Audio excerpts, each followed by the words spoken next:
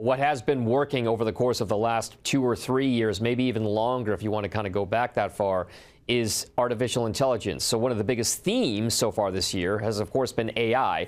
But it seems to almost be omnipresent in companies' quarterly reports this earnings season, right? Everybody's talking about them.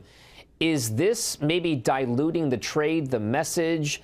And Nate, I'll start with you here. This is one where AI, I'm curious about whether or not there is staying power for this AI trade.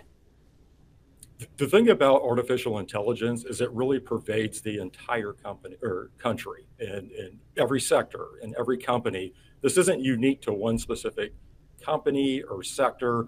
AI encompasses everything. And so from an investment standpoint, certainly there are some companies that are going to be winners and losers, but I think of it more longer term, how this is going to change the economy and how that will ultimately impact investing. So it's just an interesting area to watch. But from an ETF perspective, I like to take a much broader approach versus getting into AI-specific ETFs. Well, that's interesting because, Jay, I know that one of the things that BlackRock has gone and done and some other providers is really kind of home in, right, on certain key parts of the technology trade, and AI is one of them. I can only imagine demand, Jay, for AI-related ETFs has to be pretty robust. You're taking an approach, or at least BlackRock is, in really kind of just really going after a specific part of the tech trade when it comes to the specificity of AI.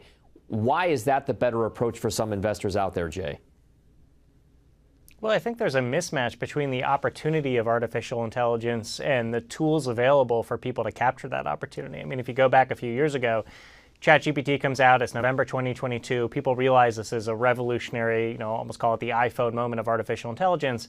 But then a lot of investors were playing it just by allocating to the tech sector. And it's just not a very precise tool for capturing the types of companies that are leading in artificial intelligence. Yes, you have some tech names that are leading in AI. There's no doubt about it. But that's a lot of diluted exposure across names that have nothing to do with AI.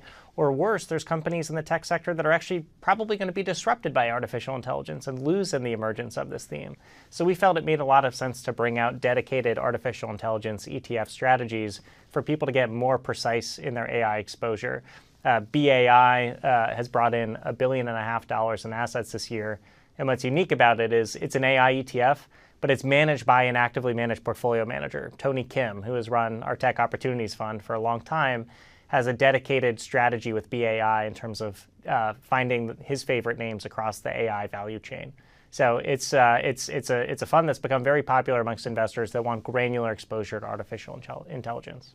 And Jay, if I could just follow up there, with regard to a kind of more hyper-specific ETF and actively managed ETF strategies, are there certain cautionary tales or possible pitfalls that may befall certain traders and investors who decide to use these types of instruments, like a BAI or something similar? Well, if you go to the genesis of ETFs, they started as tracking indexes, and the objective of these funds was to closely track the indexes as much as possible. The definition and the opportunity of ETFs has really evolved over the last several years to include a wide variety of strategies, asset classes, et cetera. And one of the fastest growing areas is actively managed ETFs. The goal is not to track a benchmark or to track an index. It is for a manager to outperform an index. And so in this case, the active manager, Tony Kim, is trying to provide alpha by picking stocks in artificial intelligence. He has a very long track record of managing technology exposures. We think he has some great insights into the artificial intelligence space. But if you're looking at an active ETF broadly, there is opportunity to outperform an index. There could be opportunity to underperform the index. It comes down to the skill of that manager.